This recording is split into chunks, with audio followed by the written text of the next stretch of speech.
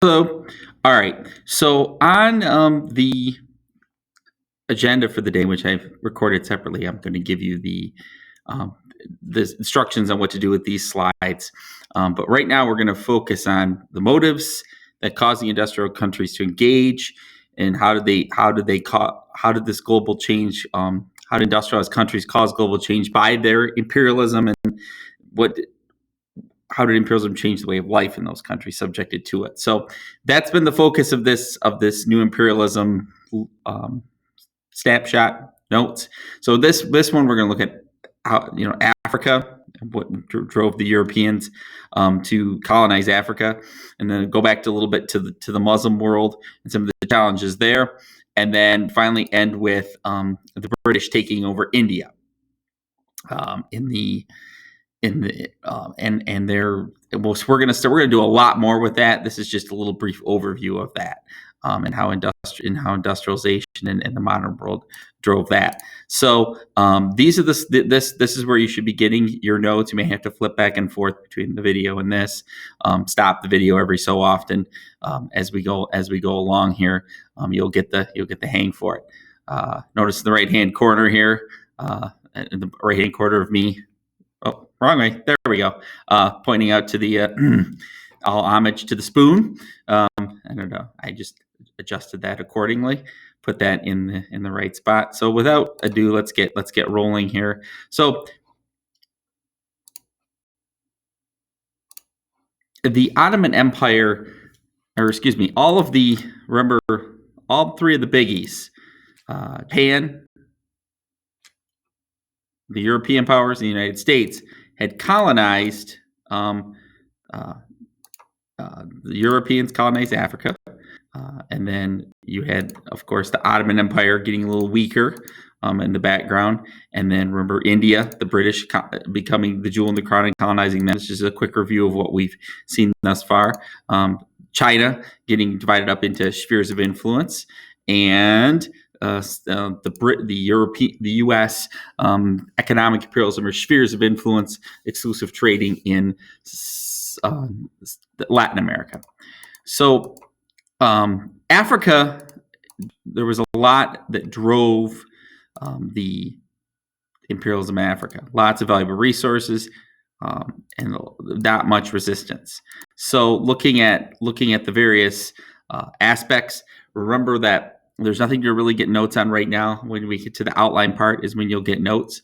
So the Belgium exploitation, the Congo, we'll talk quite a bit about this, and you're going to do a snapshot in each of your regions on this as we go along. So this cartoon just shows the Europeans representing the European military powers, overtaking all of Africa.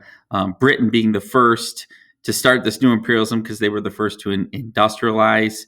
And Bismarck, remember I said it was very ironic that Bismarck said, well, it was very ironic that Bismarck had this meeting in Berlin in 1884 of the European powers because he was very late to the game, or because they were busy nationalizing Germany. Remember, that was ended up being one of the reasons he got fired. So again, this is strictly the European leaders meeting at this Berlin conference. No Africans, no respect to the African cultures or anything like that. So they get together in Berlin 1884, and just because of all this territorial gain, end up dividing up Africa.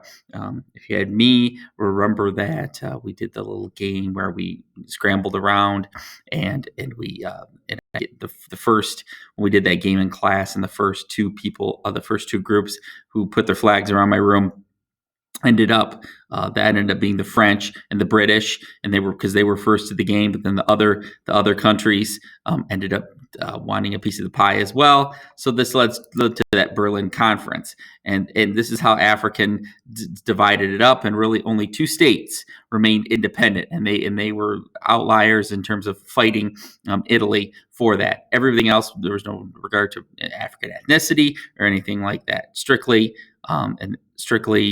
what the European powers needed for their industrialization and for their resources. So after the Berlin Conference, some European countries acquired colonies far larger than their own. So this is where you need to start making notes. the partition. Before the partition, Africans had small groupings with their own languages, religions, social customs, lots of valuable natural resources, right?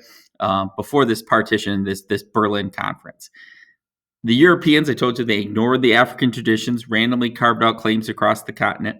So few resisted, just Ethiopia and Liberia were the areas of resistance, and they fought the Italians. So at this point in the video, you may want to hit stop and say, "Hey, You might want to hit stop at this point in the video because this may be the point where you need to get more notes over here." Okay, on this part, and then we'll continue here with European challenges in the Muslim world. I'm just taking a check on my screencast there. So we'll come back and we're going to do the look at the Muslim world as well here right about now. So in the background of this, moving over to the Muslim world, you have decline in Muslim power. You have it's this part what today would be Turkey and the Middle East, Egypt, and so on. This controlled by the mostly by the Ottomans. A lot of nationalistic uprisings, I was telling you, and besieged by poor leadership. And Europe Europe ends up stepping in to the situation. A little closer view with the map here, and starting the decline of the Ottoman Empire. Remember, back in the day when the Turks defeated the Byzantines in Constantinople from their capital of Constantinople, take over the Muslim world. And remember, we talked about way earlier in the year what a valuable area that is. But what a valuable area Constantinople is. But the deal is that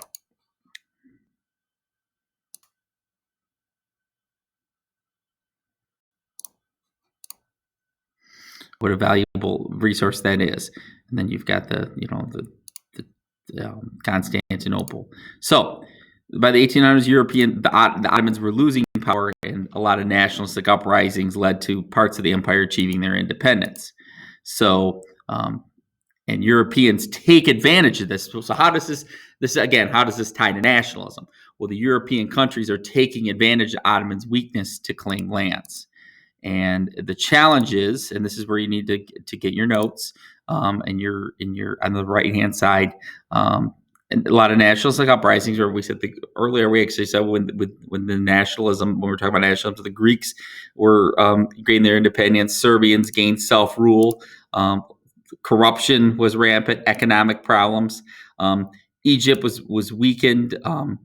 There was a guy, Muhammad Ali, who tried to modernize Egypt, and the leader there. And after his death, and again, he's a pious Muslim, Sunni. And after his death, Britain ends up taking over Egypt as a protectorate. So this is again with the colonization, they're weakened there. They're no longer part of the Ottomans now. The British have them as a protectorate. And then Russia and Britain are fighting over Iran, what is today modern day Iran, after oil is discovered. And that shouldn't surprise you. That should continue to be a theme today. So again, with this part, you may want to stop it. You may want to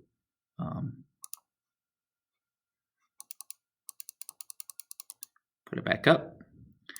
You may want to stop it and do what you need to get your notes on this part and this part here to flip back and forth. Okay. Last piece of this particular video that we're going to focus on is and we're going to do a lot more with this, a lot more extended detail, is Great Britain, moving over to Great Britain, and how they are the jewel in the crown. So this part right here is what you're focused on with the new imperialism notes. The British take over India. So and how they end up being the jewel in the crown of the British. And we're going to do a lot more with this virtually, and we're going to delve into this quite a bit with a few activities, a skit that you're going to read, etc. And some primary source documents. So many people there. It was an ancient civilization. We've talked a little bit about it. Its development first semester. A lot of resources there available, opium among them. The first British people went to India were merchants from that company, the British East India Company. Spices, silks, fabrics. The merchants were allowed to use Indian cities as the bases for their business with the Indians.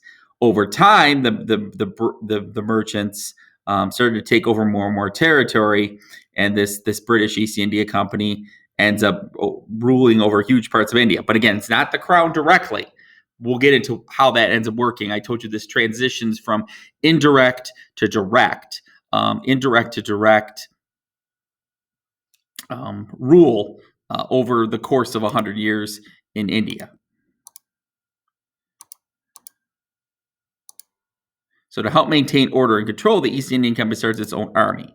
Many Indians are hired to fight for the British. They become known as, vocabulary term here, sepoy, an Indian soldier fighting for the British. A sepoy, an Indian soldier that ends up fighting for the British. So in 1857, the sepoys will rebel. There's a lot of reasons for that. We're going to extensively look at that against the rule in the East India Company. So after this mutiny was put down, the British government took over control of India from the British East India Company. I told you they're going to make it. They're going to move from indirect control, remember we talked about indirect control, to direct control of Great Britain. So this starts the period known as the British Raj, or the colonial control of India. It's called the Raj, the British Raj, the colonial control of India.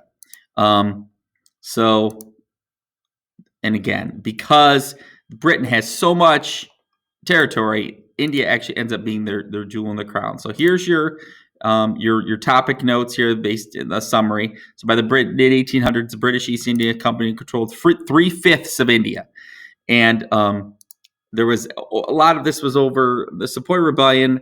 We're going to get into the reasons for it. Some of it was over breaking of some traditions that the British forcing the Sepoys to use gun cartridges that were laced with animal fat, which was against the Muslim religion, the Hindu religion. The Hindu religion. So, and that was among several reasons for it, and we'll get into that.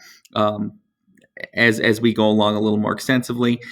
Indian soldiers and the British rebel against the British rule, and the colonials called the Raj started after the Sepoy Rebellion. Western educated Indians started a nationalist movement to end British rule. This is the late 1800s. That nationalist movement is very it's hard progress, and it doesn't end up in Indian independence till 1947, which we're going to come back to later when we talk about Gandhi. So that's the little introduction to Britain taking over India. We'll do a lot more with that, with other activities in the coming days and in coming lessons here. So there's where you can hit the stop on that to get notes from here. And we'll, on the next video at some point, we're going to talk about, we'll come back and do a little review of China, Japan, and a little bit in Canada when we come back, but look for subsequent other things as we go along. Say hi to the spoon again. Hi, Spoon.